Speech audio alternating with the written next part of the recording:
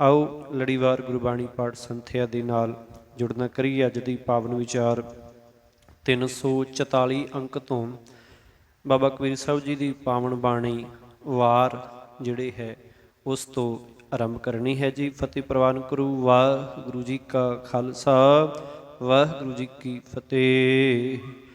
एक ओंकार सत गुर प्रसाद।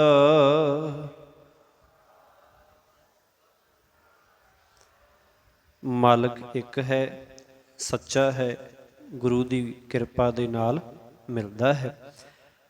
राग गौड़ी वार कबीर जीओ के सत।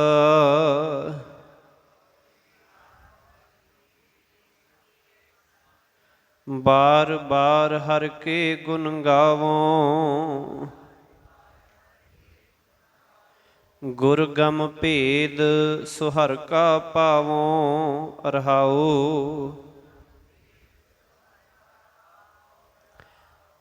रहाओ राग गौड़ी। राग गौड़ी दे विच वार कबीर जीओ के सत कि वार भाव दिन कि ये 7 दिनां दे रूप दे विच दिनां दे परथाए दिनां नूं आधार बना के जीवन जांच की बख्शिश बाबा कबीर साहब जी कर रहे ने। वार कबीर जीओ के सत बार बार हर के गुण गावों। पहला ही रहाओ का पता है।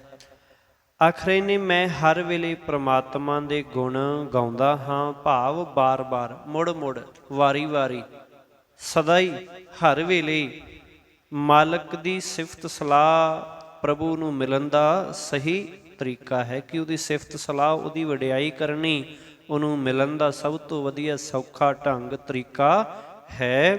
गुरगम भेद सुहर का पावो।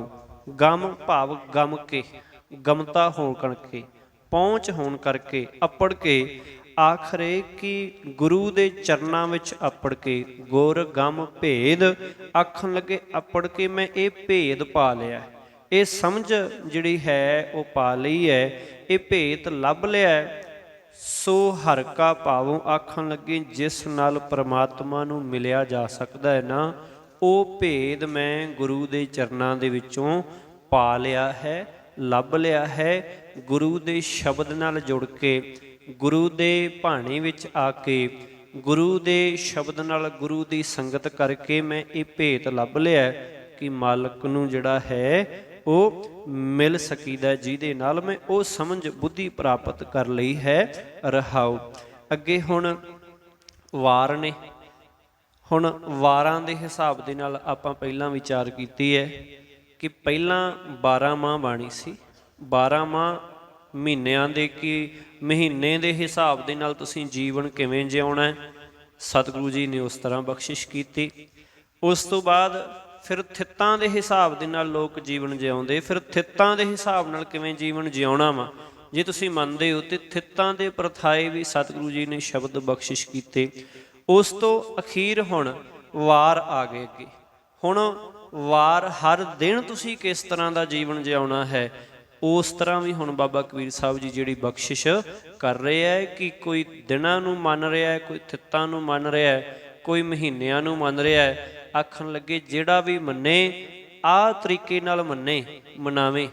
जिवें बाबा कबीर साहब जी वो थित्तां दे अंदर कह रहे हैं वारां अंदर कह रहे हैं जां गुरु अर्जन साहब पातशाह जी ने उत्थे बख्शिश की है 12 माह दी पिछे जां अगे फिर गुरु नानक साहब जी का फिर दोबारा तो जिहड़ा है वो 12 माह आउणा किसी भी तरीके दे नाल समझना आधार बनाया है। हुण इत्थे जिहड़ा है वो दिनां दी जिहड़ी है वो गिनती दे दिनां दे नाम दे हिसाब दे नाल फिर की है। हुण उपदेश बाबा कबीर साहब जी दे रहे ने। आदित करै भगत आरंभ काया मंदिर मनसा थंभ अहनिस अखंड सुरहि जाए तो अनहद बेन सहज में बाए। ਸਹਿਜ ਮੈਂ ਬਾਏ।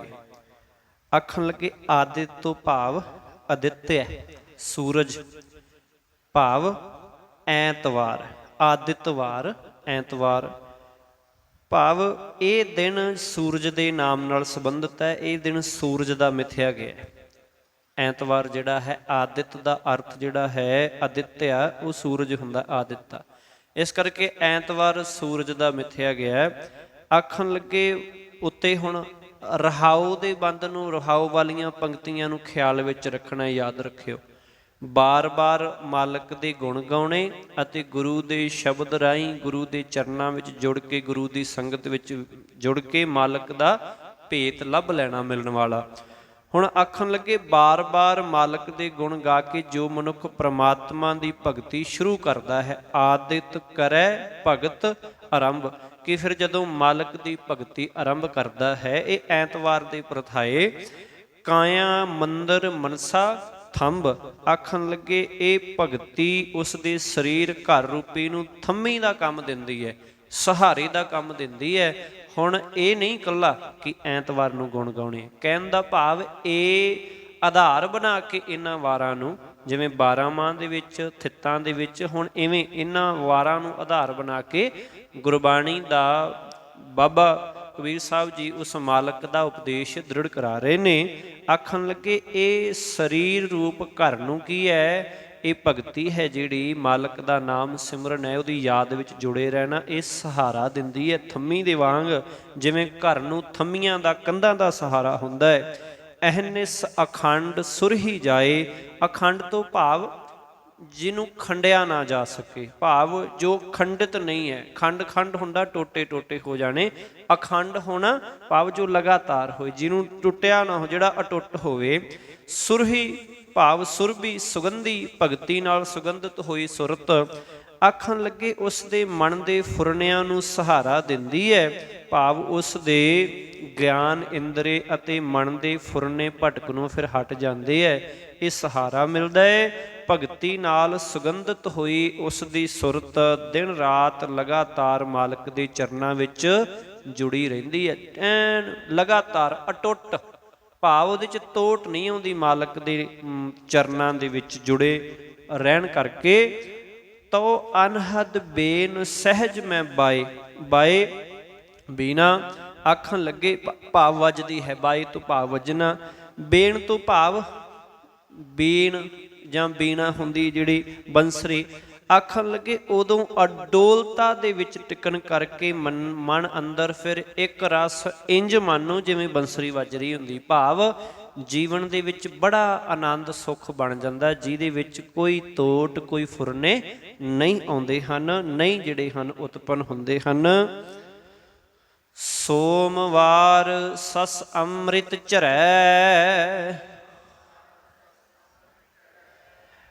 ਚਾਖਤ ਬੇਗ ਸਗਲ ਬਿਖ ਹਰੈ, ਬਾਣੀ ਰੋਕਿਆ ਰਹਿ ਦੁਆਰ, ਤੋ ਮਨ ਮਤਵਾਰੂ ਪੀਵਨ ਹਾਰ। ਹੁਣ ਅੱਗੇ ਸੋਮਵਾਰ ਸਸ ਅੰਮ੍ਰਿਤ ਝਰੈ। ਸੋਮ ਦਾ ਭਾਵ ਚੰਦਰਮਾ, ਇਹ ਹੁਣ ਚੰਦਰਮਾ ਦਾ ਭਾਵ ਕਿ ਚੰਦ ਨਾਲ ਸੰਬੰਧ ਰੱਖਣ ਵਾਲਾ ਦਿਨ। ਕਹਿਣ ਲੱਗੇ ਕਿ ਇਹ ਜਿਹੜਾ ਸੋਮ ਦਾ ਦਿਹਾੜਾ ਹੈ, ਭਾਵ ਸੋਮਵਾਰ ਦਾ ਦਿਨ ਹੈ, ਜਾਂ ਇਹ ਜਿਹੜਾ ਚੰਦਰਮਾ ਦਾ ਦਿਨ ਹੈ, ਕਿ ਵਾਰ-ਵਾਰ ਮਾਲਕ ਦੇ ਗੁਣ ਗਾਉਣ ਨਾਲ, ਫਿਰ ਤੋਂ ਮੈਂ ਬੇਨਤੀ ਕਰਾਂ, ਰਹਾਉ ਦੇ ਬੰਦ ਨੂੰ ਖਿਆਲ ਦੇ ਵਿੱਚ ਰੱਖਣਾ, ਬਾਰ-ਬਾਰ ਹਰ ਕੇ ਗੁਣ ਗਾਵੋ, ਕਿ ਮਾਲਕ ਦੇ ਗੁਣ ਗਾਉਣ ਨਾਲ ਮਨੁੱਖ ਦੇ ਮਨ ਵਿੱਚ ਕੀ ਫਿਰ ਸੋਮਵਾਰ ਸਸ ਅੰਮ੍ਰਿਤ ਝਰੈ।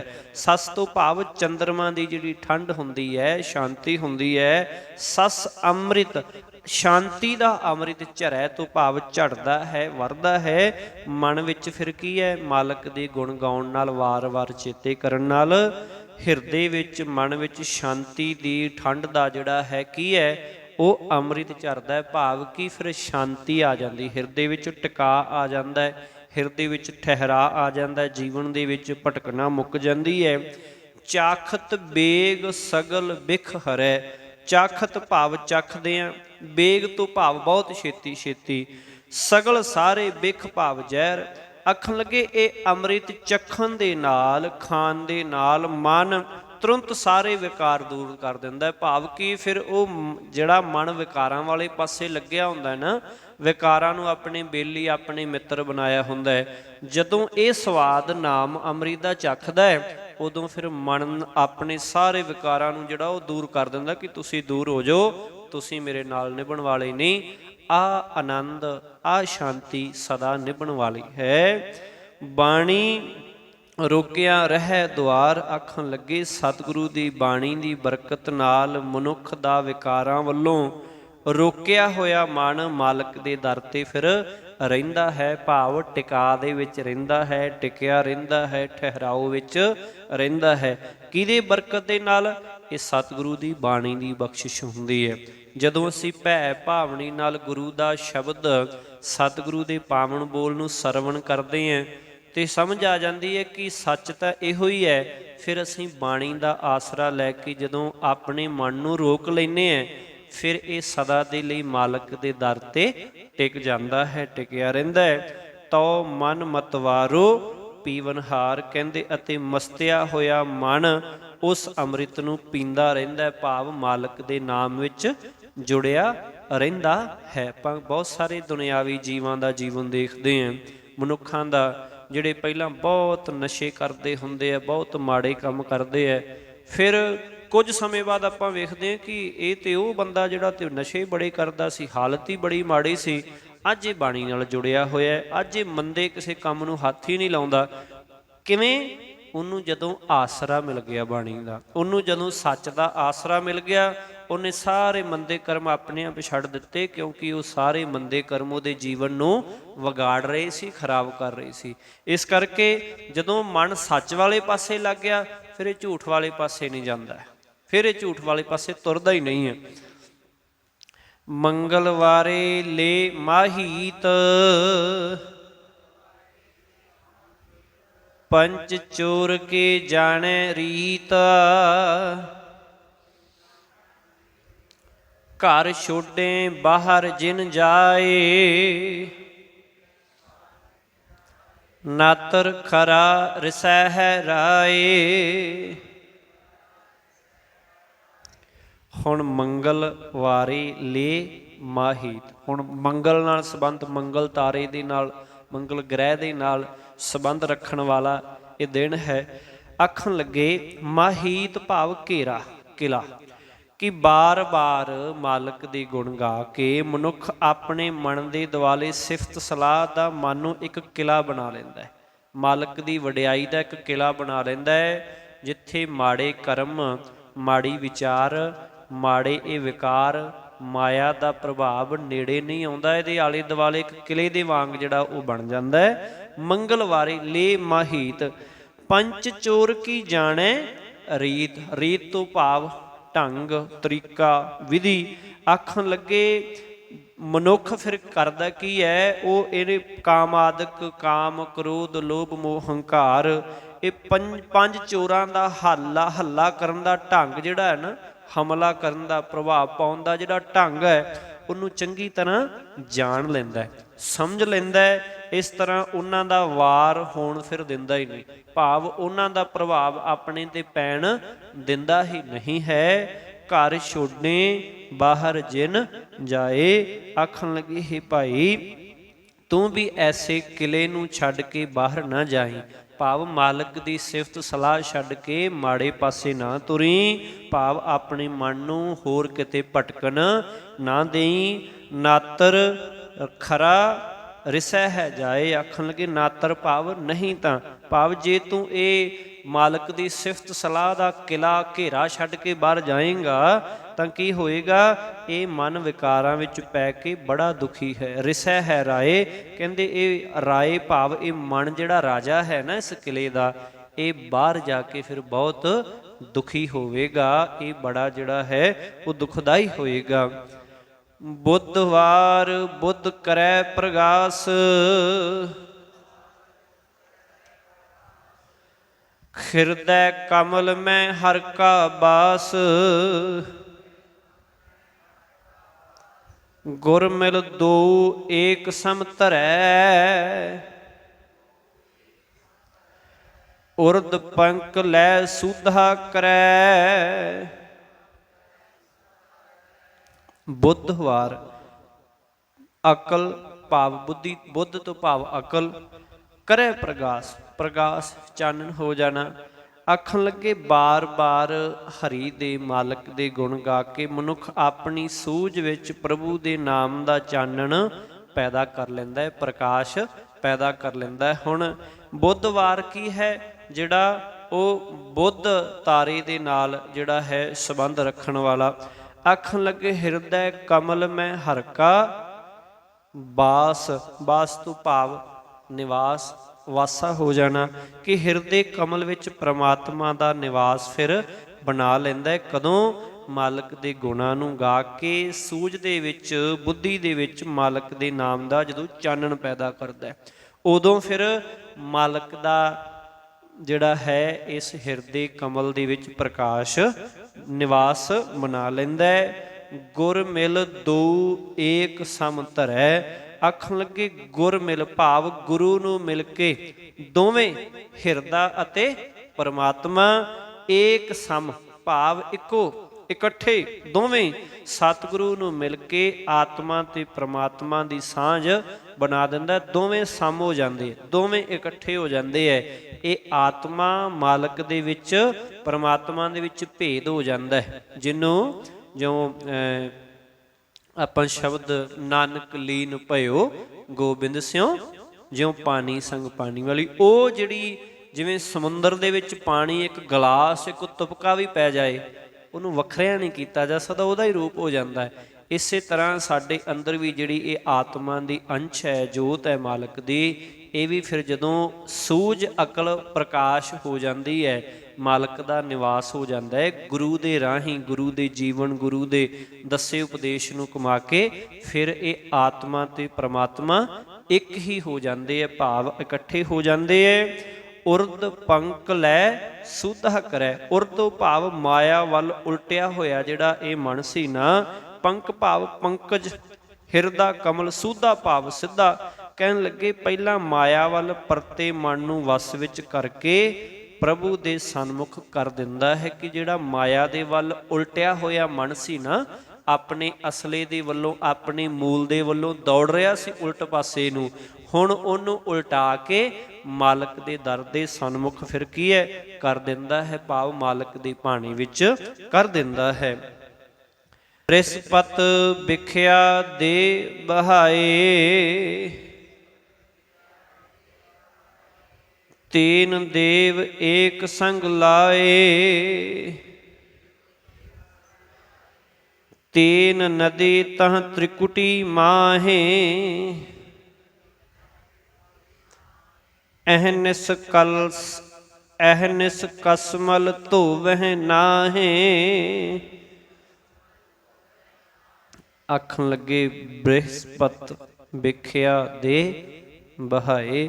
ਆਖਣ ਲੱਗੇ ਬ੍ਰਿਹਸਪਤਵਾਰ ਭਾਵ ਵੀਰਵਾਰ, ਬ੍ਰਿਹਸਪਤੀ ਨੂੰ ਜਿਹੜਾ ਹੈ ਉਹਦੇ ਨਾਮ ਦੇ ਨਾਲ ਇਹਦਾ ਸੰਬੰਧ ਹੈ।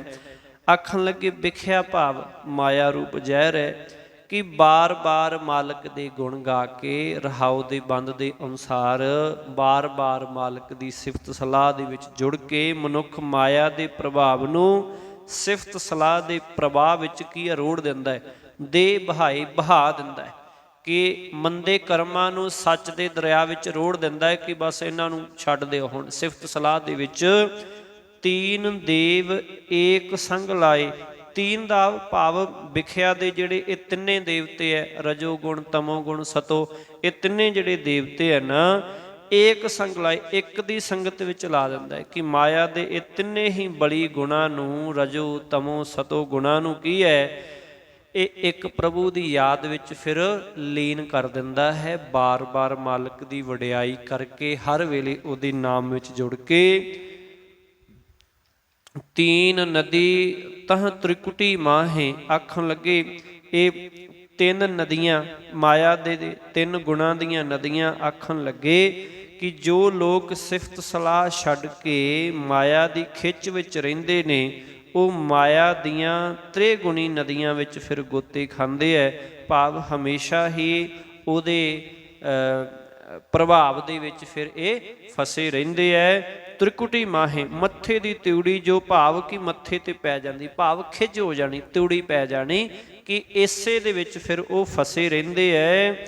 ਅਹਨਿਸ ਕਸਮਲ ਧੋਵਹਿ ਨਾਹੇ, ਆਖਣ ਲੱਗੇ ਦਿਨ ਰਾਤ ਮੰਦ ਕਰਮ ਕਰਦੇ ਨੇ, ਸਿਫਤ ਸਲਾਹ ਤੋਂ ਵਾਂਝੇ ਰਹਿਣ ਕਰਕੇ ਉਹਨਾਂ ਨੂੰ ਫਿਰ ਧੋਂਦੇ ਨਹੀਂ। ਭਾਵ ਮੰਦੇ ਕਰਮ ਕਰਦੇ ਰਹਿੰਦੇ ਹੈ ਤੇ ਮਾਲਕ ਦੀ ਸਿਫਤ ਸਲਾਹ ਕਰਦੇ ਨਹੀਂ। ਭਾਵ ਉਹਨਾਂ ਦੇ ਮੰਦੇ ਕਰਮ ਸਦਾ ਦੇ ਲਈ ਬਣੇ ਰਹਿੰਦੇ ਹੈ, ਉਹਨਾਂ ਨੂੰ ਦੁੱਖ ਇਹ ਦਿੰਦੇ ਰਹਿੰਦੇ ਹਨ। ਸੁਕ੍ਰਿਤ ਸਹਾਰੈ ਸੋ ਇਹ ਬ੍ਰਤ ਚੜ੍ਹੈ, ਅਨ ਦਿਨ ਆਪ ਆਪ ਸਿਉ ਲੜੈ, ਸੁਰਖੀ ਪਾਂਚੋਂ ਰਾਖੈ ਸਭੈ, ਤਉ ਦੂਜੀ ਦ੍ਰਿਸ਼ਟ ਨ ਪੈਸੈ ਕਬੈ। ਸੁਕ੍ਰਿਤ ਸਹਾਰੈ ਸੋ ਇਹ ਬ੍ਰਤ ਚੜ੍ਹੈ। ਕਹਿਣ ਲੱਗੇ ਮਾਲਕ ਦੇ ਵਾਰ-ਵਾਰ ਗੁਣ ਗਾ ਕੇ ਉਹਦੀ ਸਿਫਤ ਸਲਾਹ ਵਿੱਚ ਜੁੜ ਕੇ ਮਨੁੱਖ ਇਸ ਸਿਫਤ ਸਲਾਹ ਦੀ ਨੇਕ ਕਮਾਈ ਨੂੰ ਆਪਣੀ ਜੀਵਨ ਦਾ ਸਹਾਰਾ ਬਣਾ ਲੈਂਦਾ ਹੈ, ਆਪਣੀ ਜੀਵਨ ਦਾ ਆਸਰਾ ਬਣਾ ਲੈਂਦਾ ਹੈ। ਅਨ ਦਿਨ ਆਪ ਆਪ ਸਿਉ ਲੜੈ, ਤੇ ਇਸ ਔਖੀ ਘਾਟੀ ਉੱਤੇ ਚੜ੍ਹਦਾ। ਇਹ ਬ੍ਰਤ ਚੜ੍ਹੈ ਕਿਸ ਔਖੀ ਘਾਟੀ ਉੱਤੇ ਚੜ੍ਹਦਾ ਕਿ ਹਰ ਵੇਲੇ ਫਿਰ ਆਪਣੇ ਆਪ ਨਾਲ ਲੜਾਈ ਕਰਦਾ ਹੈ। ਭਾਵ ਆਪਣੇ ਮਨ ਨੂੰ ਮੁੜ ਮੁੜ ਵਿਕਾਰਾਂ ਵੱਲੋਂ ਰੋਕਦਾ ਹੈ, ਟਿਕਾ ਕੇ ਰੱਖਦਾ ਹੈ। ਇਹ ਇਹਦੀ ਆਪਣੇ ਨਾਲ ਲੜਾਈ ਹੁੰਦੀ। ਮਨ ਕਹਿੰਦਾ ਹੈ ਮੈਂ ਆਹ ਮੰਦਾ ਵਿਕਾਰ ਕਮਾਉਣਾ ਹੈ, ਪਰ ਇਹ ਆਖਦਾ ਨਹੀਂ, ਗੁਰੂ ਦਾ ਬਚਨ ਇਹ ਹੈ, ਮਾਲਕ ਦੀ ਰਜ਼ਾ ਇਹ ਹੈ। ਇਸ ਕਰਕੇ ਹਰ ਵੇਲੇ ਇਹ ਮਨ ਨੂੰ ਜਿਹੜਾ ਹੈ ਰੋਕ ਕੇ ਰੱਖਦਾ ਹੈ ਗੁਰੂ ਦੇ ਬਚਨ ਰਾਹੀਂ। ਸੁਰਖੀ ਪਾਂਚੋਂ ਰਾਖੈ ਸਭੈ, ਸੁਰਖੀ ਭਾਵ ਸ਼ਕਟ ਇੰਦਰੇ, ਆਖਣ ਲੱਗੇ ਪੰਜਾਂ ਹੀ ਗਿਆਨ ਇੰਦਰੀਆਂ ਨੂੰ ਫਿਰ ਆਪਣੇ ਰੱਖ, ਭਾਵ ਕਿ ਆਪਣੇ ਵੱਸ ਵਿੱਚ, ਆਪਣੇ ਕਾਬੂ ਵਿੱਚ ਰੱਖਦਾ। ਰੱਖੈ ਸਭੈ ਸਾਰਿਆਂ ਨੂੰ, ਤਉ ਦੂਜੀ ਦ੍ਰਿਸ਼ਟ ਨ ਪੈਸੈ ਕਬੈ, ਆਖਣ ਲੱਗੇ ਉਦੋਂ ਕਿਸੇ ਉੱਤੇ ਵੀ ਕਦੇ ਉਸ ਦੀ ਮੇਰ ਤੇਰ ਦੀ ਨਿਗਾਹ ਨਹੀਂ ਪੈਂਦੀ, ਕਿ ਉਹਦੇ ਜੀਵਨ ਦੇ ਵਿੱਚੋਂ ਮੇਰ ਤੇਰ ਫਿਰ ਜਿਹੜੀ ਕੀ ਹੈ ਖਤਮ ਹੋ ਜਾਂਦੀ। ਤਉ ਦੂਜੀ ਦ੍ਰਿਸ਼ਟ ਭਾਵ ਦੂਜਿਆਂ ਦੇ ਉੱਤੇ ਉਹਦੀ ਕਦੇ ਇਹੋ ਜਿਹੀ ਦ੍ਰਿਸ਼ਟ ਨਹੀਂ ਪੈਂਦੀ ਕਿ ਇਹ ਮੇਰਾ ਹੈ, ਇਹ ਤੇਰਾ ਹੈ। ਮੇਰ ਤੇਰ ਉਹਦੇ ਜੀਵਨ ਵਿੱਚੋਂ ਮੁੱਕ ਜਾਂਦੀ ਹੈ, ਖਤਮ ਹੋ ਜਾਂਦੀ ਹੈ। ਥਾਵਰ ਥਿਰ ਕਰ ਰਾਖੈ ਸੋਏ, ਜੋਤ ਦੇ ਵੱਟੇ ਘਟ ਮਹਿ ਜੋਏ, ਬਾਹਰ ਭੀਤਰ ਭਇਆ ਪ੍ਰਗਾਸ, ਤਬ ਹੁਆ ਸਗਲ ਕਰਮ ਕਾ ਨਾਸ। ਥਾਵਰ, ਥਾਵਰ ਥਿਰ ਕਰ ਰਾਖੈ ਸੋਏ। ਥਾਵਰ ਸ਼ਨਿਸ਼ਰਵਾਰ, ਥਿਰ ਭਾਵ ਢੁਕਵਾਂ ਟਿਕਵਾਂ। ਆਖਣ ਲੱਗੇ ਬਾਰ ਬਾਰ ਮਾਲਕ ਦੇ ਗੁਣ ਗਾ ਕੇ ਮਨੁੱਖ ਉਸ ਜੋਤ ਨੂੰ ਆਪਣੇ ਅੰਦਰ ਸਾਂਭ ਕੇ ਰੱਖਦਾ ਹੈ, ਟਿਕਾ ਕੇ ਰੱਖਦਾ ਹੈ। ਰੱਬੀ ਨੂਰ ਦੀ ਜੋ ਸੋਹਣੀ ਜਿਹੀ ਤੇ ਨਿੱਕੀ ਜਿਹੀ ਜੋਤ ਹਰੇਕ ਹਿਰਦੇ ਵਿੱਚ ਹੁੰਦੀ ਹੈ ਨਾ, ਉਹਨੂੰ ਪਛਾਣ ਕੇ ਆਪਣੇ ਹਿਰਦੇ ਵਿੱਚ ਫਿਰ ਟਿਕਾ ਕੇ ਰੱਖਦਾ ਹੈ।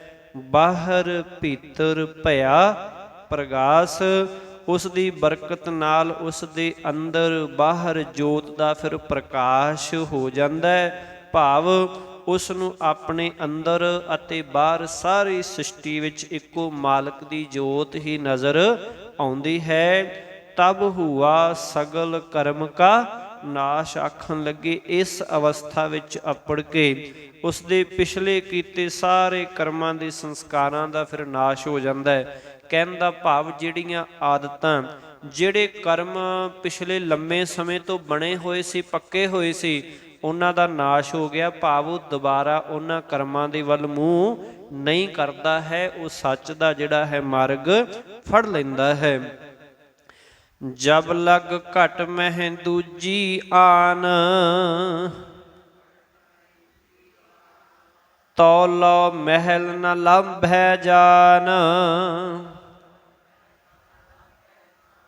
ਰਮਤ ਰਾਮ ਸਿਉ ਲਾਗੋ ਰੰਗ, ਕਹਿ ਕਬੀਰ ਤਬ ਨਿਰਮਲ ਅੰਗ।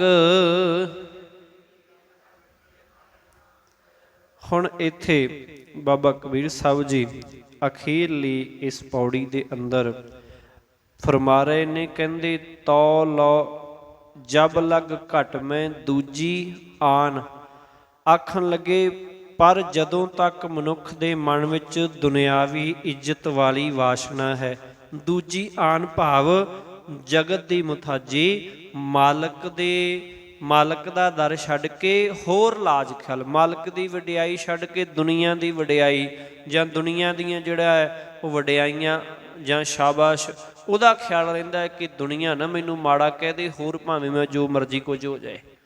ਹੁੰਦਾ ਨਾ ਬਹੁਤੀ ਵਾਰ ਇਹੀ ਹੈ ਕਿ ਕਈ ਮਨੁੱਖ ਇਸੇ ਕਰਕੇ ਸੱਚ ਨਹੀਂ ਬੋਲਦੇ ਜਾਂ ਸੱਚਾ ਕਰਮ ਨਹੀਂ ਕਰਦੇ, ਸੱਚ ਦੇ ਮਾਰਗ ਦੇ ਚੱਲਦੇ ਨਹੀਂ, ਕਿਉਂਕਿ ਆਖਦੇ ਦੁਨੀਆ ਕੀ ਕਹੇਗੀ, ਦੁਨੀਆ ਨੇ ਬੜਾ ਮਾੜਾ ਕਹਿਣਾ ਜੇ ਅਣਜਾਣ ਕੀਤਾ।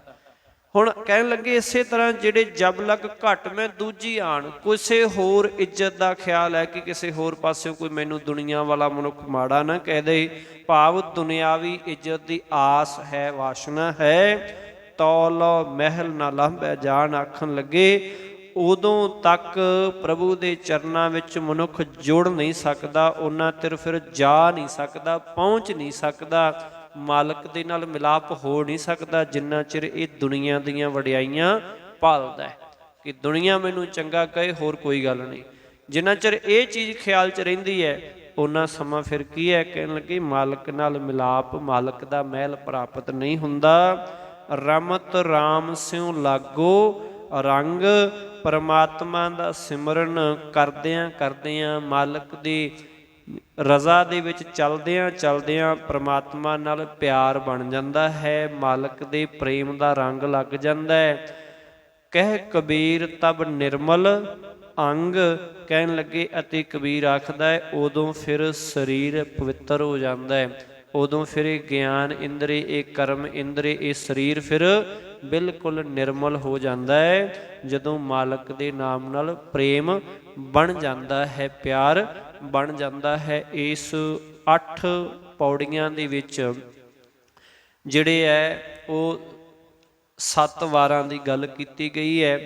ਮੰਗਲ, ਬੁੱਧ, ਬ੍ਰਹਿਸਪਤ, ਥਾਵਰ, ਸ਼ਨੀਵਾਰ ਅਤੇ ਸ਼ੁੱਕਰਵਾਰ ਲਈ ਜਿਹੜਾ ਹੈ ਇਸ ਦੀ ਥਾਂ ਤੇ ਪਹਿਲੇ ਅੱਖਰ ਨਾਲ ਮੇਲ ਖਾਣ ਵਾਲਾ ਸ਼ਬਦ ਸੁਕ੍ਰਿਤ ਜਿਹੜਾ ਹੈ ਉਹ ਬਾਬਾ ਕਬੀਰ ਸਾਹਿਬ ਜੀ ਨੇ ਵਰਤ ਲਿਆ ਹੈ, ਭਾਵ ਕਿ ਇਹ ਵੀ ਜਿਹੜੇ ਹੈ ਉਹ ਸੂਰਜ ਨਾਲ, ਚੰਦਰਮਾ ਨਾਲ ਅਤੇ ਹੋਰ ਤਾਰਿਆਂ ਦੇ ਨਾਲ, ਗ੍ਰਹਿਾਂ ਦੇ ਨਾਮ ਦੇ ਨਾਲ ਹੀ ਮਿਲਦੇ ਜੁਲਦੇ ਨਾਮ ਰੱਖੇ ਹੋਏ ਨੇ। ਹੁਣ ਇਸੇ ਤਰ੍ਹਾਂ ਹੀ ਇਸੇ ਤਰੀਕੇ ਦੇ ਨਾਲ ਹੀ ਬਾਬਾ ਕਬੀਰ ਸਾਹਿਬ ਜੀ ਨੇ ਇਸ ਸਾਰੇ ਸ਼ਬਦ ਦੇ ਅੰਦਰ ਫਿਰ ਇਹ ਸਮਝਾ ਦਿੱਤਾ ਹੈ। 8 ਪੌੜੀਆਂ ਦੇ 8 ਹੈ, ਪਿੱਛੇ ਅੰਕ ਭਾਵ ਪੌੜੀਆਂ 8 ਹੋ ਗਈਆਂ ਅਤੇ ਪਿੱਛੇ 1 ਹੈ, ਭਾਵ ਬਾਣੀ ਹੈ ਜਿਹੜੀ ਵਾਰ ਰੂਪ ਦੇ ਵਿੱਚ ਸ਼ੁਰੂ ਹੋਈ ਸੀ ਉਹ ਇੱਥੋਂ ਤੱਕ 1 ਰੂਪ ਦੇ ਵਿੱਚ ਸੰਪੂਰਨ ਹੋ ਗਈ ਹੈ।